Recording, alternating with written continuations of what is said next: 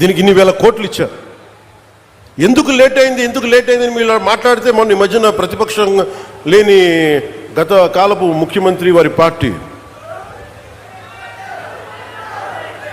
వాళ్ళు మాట్లాడుతూ ఉంటారు. అంటే వాళ్ళకి ఈ సందర్భంగా ఒకటే తెలియజేయాలనుకుంటున్నా, మీరు అధికారంలో ఉన్నప్పుడు మీ బెదిరింపులకి మేము భయపడలేం. మీరు అధికారంలో ఉన్నప్పుడు మీరు చేసే దౌర్జన్యాలకి మేము భయపడలేం. అలాగే మిమ్మల్ని తగ్గించడం కూడా నాకు ఇష్టం లేదు. కానీ మీరు బాధ్యతగా మెలగకుండా ఒక్కొక్కరిని చంపేస్తాం, మళ్ళీ మేము వస్తాం అని మీరు పిఠాపురం లాంటి చోట కూడా మీరు చిన్నపిల్లల మధ్యలో కాస్ట్ ఫీలింగ్స్ పట్టుకొస్తే మిమ్మల్ని మీ అధోగతికి నేను ఏం మాట్లాడను, మీ దిగజారుడుతనానికి నేను ఏం మాట్లాడను. ప్రకృతిని ప్రేమించేవాడు, తల్లిదండ్రులను గౌరవించేవాడు చేసే పనులా ఇవి? పిల్లలకి కులాలను పట్టుకొస్తామా, ఆపాదిస్తామా? వేరే దారులు లేవా మీకు పాలిటిక్స్ గురించి మాట్లాడడానికి?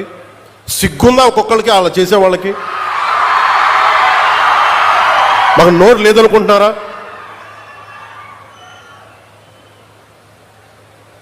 కూర్చొని మీరు కాంట్రాక్ట్లు వేస్తే కాంట్రాక్ట్లు వేసిన వాళ్ళందరినీ మేము బెదిరించేస్తాం, జైల్లో పెడతామంటే ఏమనుకుంటున్నారా మీరంతా?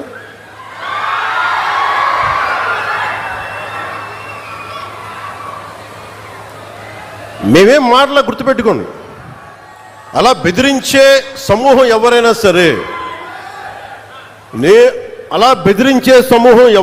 సరే, మిగతా వారి గురించి నాకు తెలియదు.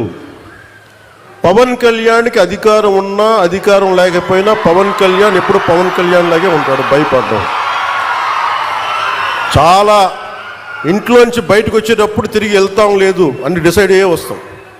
అందువల్ల మీ ఆకు రౌడీలు కానీ, అలాగే చెప్తున్నా, ఏదైనా మాట్లాడితే అధికారులు కూడా భయపడుతున్నారు. ఎందుకు భయపడుతున్నారంటే